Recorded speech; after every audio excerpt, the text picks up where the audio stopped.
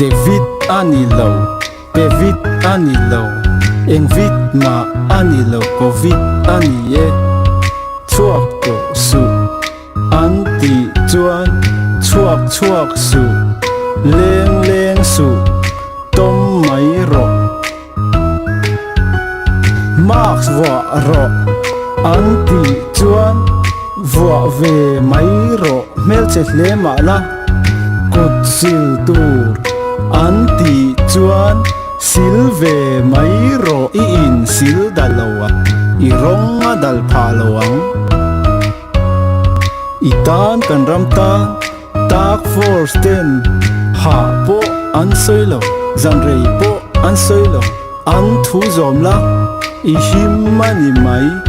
thu o hi dam na kan zavaya dam na